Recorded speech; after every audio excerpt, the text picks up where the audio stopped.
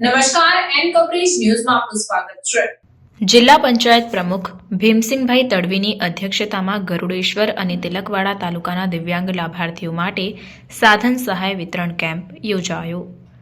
જિલ્લા પંચાયત પ્રમુખ ભીમસિંહભાઈ તડવીની અધ્યક્ષતામાં અને નાંદોદના ધારાસભ્ય ડોક્ટર દર્શનાબેન દેશમુખની વિશેષ ઉપસ્થિતિમાં એકતાનગર કોમ્યુનિટી હોલ ખાતે ગરુડેશ્વર અને તિલકવાડા તાલુકાના દિવ્યાંગ લાભાર્થીઓ માટે સાધન સહાય વિતરણ કેમ્પ કાર્યક્રમ યોજાયો હતો.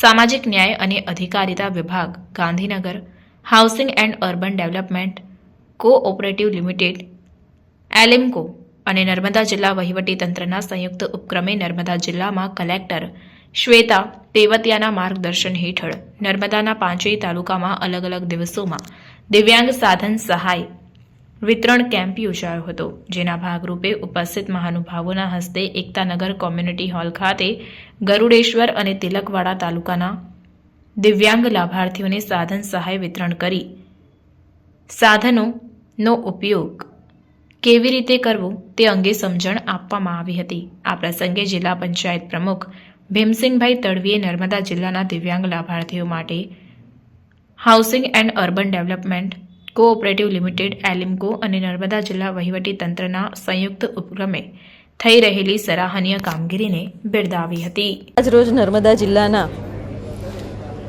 કેવડિયા સ્થિત તિલકવાડા તાલુકો અને ગરડેશ્વર તાલુકાના દિવ્યાંગ ભાઈઓ બહેનો માટે હુડકો કંપની અને એલિમ્કો કંપનીના CSR ફંડમાંથી સાધન સહાયનું વિતરણનો કાર્યક્રમ કરવામાં આવ્યો છે, કે જેમાં જિલ્લાના સમાજ સુરક્ષા વિભાગના અધિકારીશ્રીઓ ઉપસ્થિત રહ્યા, હુડકો કંપનીના અધિકારીશ્રીઓ, એલિમ્કો કંપનીના અધિકારીશ્રીઓ અને મારી સાથે જિલ્લા પંચાયતના પ્રમુખ અને તાલુકા પંચાયતના પ્રમુખશ્રી આ પ્રસંગે ઉપસ્થિત રહ્યા. ત્યારે આ બંને તાલુકાના 115 જેટલા દિવ્યાંગ ભાઈ બહેનોને 197 જેટલા સાધન સહાયનું વિતરણ કરવામાં આવ્યું છે, કે જેથી કરીને એ લોકો સમાજ જીવનમાં સારી રીતે જીવી શકે અને તેમની જે દિવ્યાંગ લોકોની જે તકલીફ પડી રહી છે તકલીફમાંથી નિવારણ થાય.